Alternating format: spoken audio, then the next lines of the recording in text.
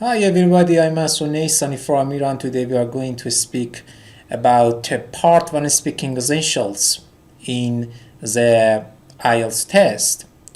The skills that you learn for part 1 speaking are 100% as a foundation of part 2 and part 3 speaking. If you do a poor job in part 1 speaking, the examiner will be exposed to give you just a 5 before you have done part 2 and part 3 speaking. When it comes to part 1 speaking, I would say that you need to remember these things. Number 1, never answer with only one word. Remember, always use complete sentences or phrases. The examiner is not going to give you a bad score based on how nice a person you are. They give you a bad score based on your English ability. So be sure that you give them what they want. Number 2, you need to show the examiner something or some things about your English. And that can be something about your grammar, something about your vocabulary, something about your organization of your answer, and maybe something about your pronunciation. These are things you need to think about, answer the question, and extend your answer. Show something about your English ability for each question. Try to produce your answer in different ways to show different things about your speaking. You can use the adverbs of frequency. You can talk about how often or how rarely you do something. Use range adverbs of frequency and be careful not just giving the adverb back to the examiner. So I would say that you should be very careful of using these adverbs of frequency always and never in your answers. Paraphrasing is very important. You can use synonym and parallel expressions to paraphrase the question in your answer. You will not get a high score 7 if you don't paraphrase your answer. You have to do it. You might be going to be slow at first. I know this, but the more you practice your paraphrasing, the easier it will get. You will be programmed like a computer. Comparison is very important also. You can answer the question by using comparison language. Comparison language is so useful. This is something the examiner is expecting you to be able to do. They want you to be able to compare things. What to compare? Compare what you want. Many things you can compare. Always pay attention that comparison language is the thing that the examiner really wants you to do in your speaking. I promise to you that if you want to get a high score in the exam, you need to be able to compare. So I want you to be able to compare.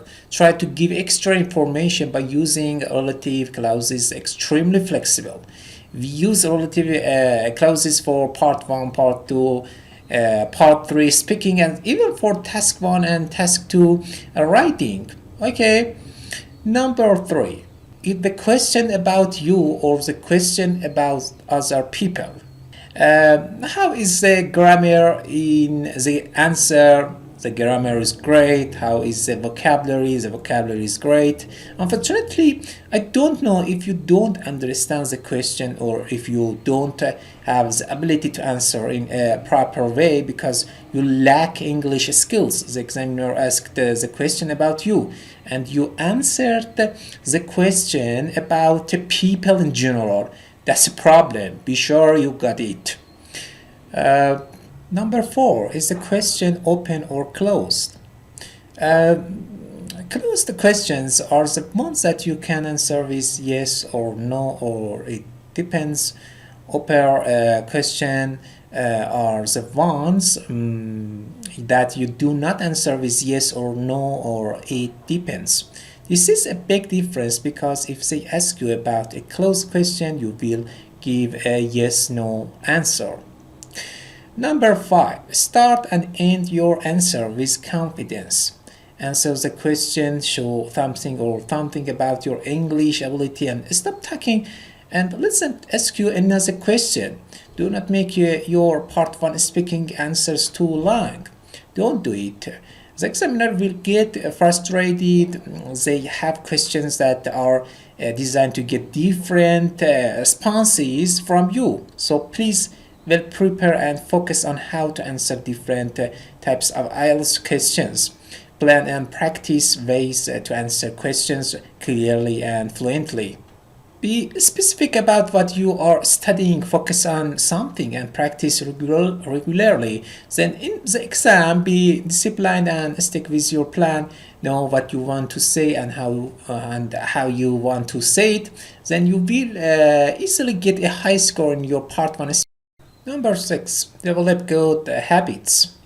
You should study many times a week, but only for 5 to 10 minutes for each time. Research has proved that this is the best way to master vocabulary and phrases. Try to avoid long study sessions only once a week. Practice whenever you have some free time. Set small goals, and if you do this regularly, you will make great improvements. Number 7, there are some essential topics you must be prepared to discuss. Okay, your favorite, that is food, books, films, TV shows, personal item, website, etc. People in your life, that is family, friends, teachers, neighbors, activities, for example, hobbies, exercise, what you do on holidays, memories of past and plans for future, places, for example, where you live, where you might like to live, places to visit, etc. And things, devices and gadgets you use every day, presents you have given or received, valuable and cherished objects. Okay, and the last number, that is number 8, is about to relax and be natural. In the exam, you have to relax and be natural. Okay. Thank you for your listening. If you have any question, please don't hesitate me, and subscribe and support our channel with inviting your friends. Thank you again.